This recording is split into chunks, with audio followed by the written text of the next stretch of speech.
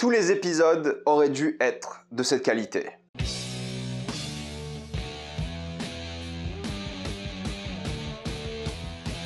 Obi-Wan Kenobi, épisode 5. Contrairement à d'habitude, il n'y aura que des spoilers dans cette vidéo, donc si vous n'avez pas vu l'épisode et la série, cette vidéo n'est pas faite pour vous. Pour revenir rapidement à l'épisode 4, j'avais juste envie de préciser un truc parce que j'ai vu plein de gens sur les réseaux défendre une certaine scène. Évidemment, j'ai fait les critiques de tous les épisodes pour l'instant et je ferai la critique du dernier la semaine prochaine. Il y a une scène sur les réseaux, beaucoup l'ont défendu. Ils ont vu cette scène où Obi-Wan s'échappe avec Leia comme une scène qui était au final assez normale, qui était de toute façon dans une série pour enfants, donc il n'y avait rien de choquant que cette scène existe. Ça a toujours été comme ça dans Star Wars. C'est n'importe quoi. C'est absolument faux. Ça n'a pas toujours été comme ça dans Star Wars. Et clairement, c'est pas forcément l'idée de la scène là qui est problématique, c'est l'exécution. C'est stupide. Ça rend les gens de cette scène, tous les Stormtroopers, tout le monde, complètement stupide. Et ça gâche évidemment une grosse partie de l'épisode et de la série. Et oui, l'épisode 4 était pas forcément horrible, je trouve. C'est un épisode filler, ok, mais c'est l'épisode le moins bien noté partout, sur toutes les plateformes. Et c'est compréhensible. Honnêtement, c'est compréhensible. J'ai pas trouvé catastrophique, mais oubliable quoi, c'est clair. Mais celui-ci, les gens vont s'en rappeler et écouter. Quand j'ai vu que l'épisode durait 38 minutes, je me suis encore un petit peu énervé, mais ça m'a très vite calmé dès le début. Je vais juste dire un truc pour commencer un peu des visuels. J'ai toujours critiqué les visuels de cette série parce que je trouve qu'elle est cheapos de fou. Je trouve qu'il n'y a pas le budget, il n'y a pas l'argent qui a été mis dedans aux bons endroits. Je trouve que c'est pas au niveau de Disney. Là où certaines de leurs séries étaient magnifiques, celle-ci est immonde, il faut le dire, elle est vraiment mal foutue. Et dans cet épisode, c'est un peu mieux, même si certains endroits sont quand même assez dégueulasses. L'avantage, c'est qu'ils ont plutôt bien utilisé leur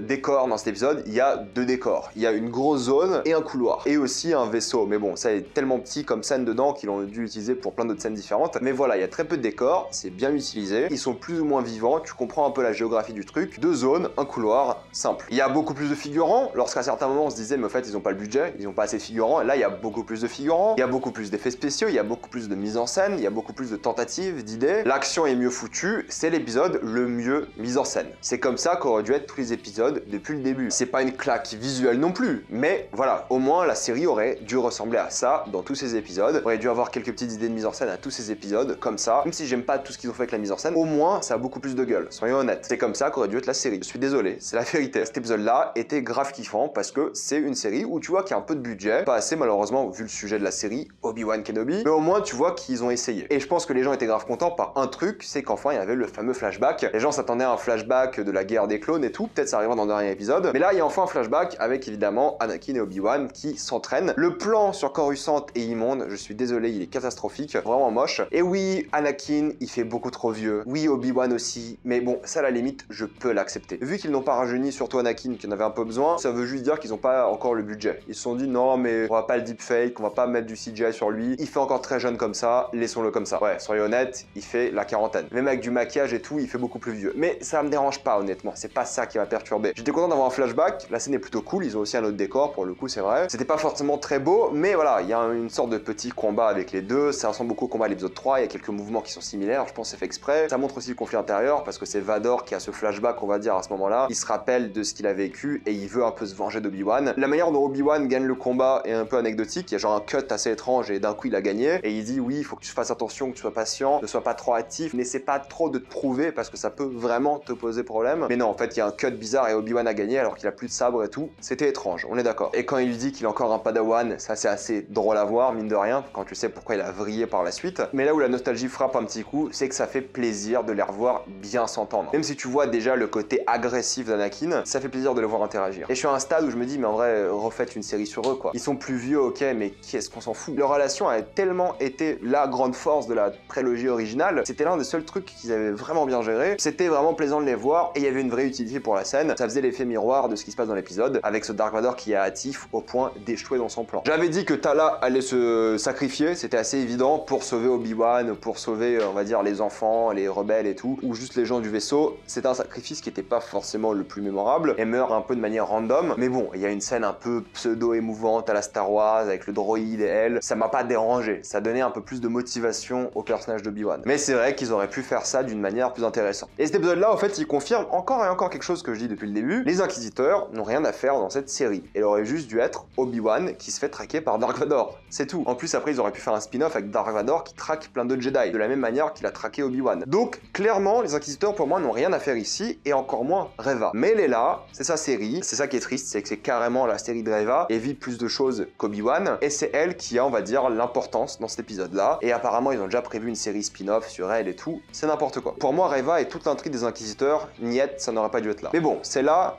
Jugeons-la. Comme je l'avais dit dans mes dernières vidéos, c'était bien elle, l'enfant de l'Ordre 66, qu'on voit au tout début de la série. Et elle a ce dialogue où Obi-Wan essaie de la convertir au côté lumineux de la Force et qu'elle attaque Dark Vador. Et en vrai, le dialogue est sympathique parce que Obi-Wan est en train de protéger des enfants et elle a vécu l'extermination de plein d'enfants. La manière dont elle a survécu cette extermination, c'est-à-dire qu'elle a fait semblant d'être morte, est ridicule. Dans tout ce que vous savez de la vraie vie, dans les guerres et tout, ils vérifiaient toujours les morts. En fait, quand il y avait un cadavre, ils tiraient encore dessus ou ils les plantaient ou quelque chose pour vérifier qu'ils étaient bien mort. Donc ça, c'est ridicule d'après moi. Mais bon, c'est Star Wars, ça passe. C'est cool de revoir Anakin dans l'Ordre 66, ça j'avoue. Le flashback est plutôt cool, mais on t'explique jamais comment elle est devenue inquisitrice, comment elle est passée du côté lumineux au côté obscur et des inquisiteurs à vouloir tuer des Jedi, à vouloir tuer des innocents en fait tout simplement. Comment elle est passée de quelqu'un qui était donc cette Jedi, qui a perdu sa famille, à quelqu'un qui a rejoint l'Empire, qui est devenu une inquisitrice. Tout ça pour, d'après ce qu'elle dit, tuer Anakin. Au moins ça explique le fait de pourquoi est-ce qu'elle sait qu'Anakin est Dark Vador, ok. Mais en vrai, il n'y a pas d'explication. Comment elle est passée de A à Z, c'est juste truc de fou. Et c'est pas comme si on peut lui avoir une rédemption. Là, la scène, c'est ça qui la pousse à attaquer Dark Vador. C'est ridicule. Apparemment, c'était prévu depuis un moment. Mais comment c'était prévu depuis un moment? Elle voulait devenir grande inquisitrice et ensuite affronter Dark Vador? C'était ça le plan? Pour moi, son plan est foireux et ridicule. Le fait qu'elle chasse Dark Vador est pour moi stupide. Elle n'a pas du tout réfléchi à ce plan et n'a pas de sens. J'aime bien le fait qu'elle essaie de faire culpabiliser Obi-Wan. Ça marche plutôt bien. Et j'aime beaucoup la scène d'action qui est juste après avec Obi-Wan qui, comme à l'époque, ça fait penser un peu à cet ancien général qu'on avait qui protégeait les gens et tout. Donc c'était cool. C'était un leader pour le coup dans cet épisode et ça c'était vachement bien. Que les Stormtroopers visent mal, ok, ça c'est normal. Que Reva soit aussi rapidement convertie, ça pour moi c'est problématique. Elle change vraiment rapidement d'avis, c'est vraiment n'importe quoi. Même si c'était prévu depuis le début, mais ça j'y crois pas trop. Mais ce qui était cool, c'était la motivation, c'est l'argument d'Obi-Wan. Tu ne vas pas refaire ce qu'on t'a fait maintenant, c'est pas logique. Et au fait, ce qui était logique dans cet épisode-là, c'est que Reva et Obi-Wan fassent ensemble face à Dark Vador. C'était ça la continuation logique de l'épisode, en fait. Et l'épisode te prépare un peu à ça aussi, parce que c'est complètement stupide qu'elle pense qu'elle a une chance face à Dark Vador. C'est n'importe quoi, soyons d'accord. J'aime bien ce rôle, encore une fois, d'Obi-Wan, inquiet, protecteur, général, leader, ça c'est cool. J'aime bien le fait qu'ils disent qu'il y a d'autres moyens de se battre. S'ils voulaient bâtir une relation où il arrive à la faire changer d'avis, il fallait plusieurs épisodes, pas juste un petit dialogue à travers une porte, ça ne marche pas. Et ensuite, ils ont un dialogue devant tous les Stormtroopers et personne ne réagit.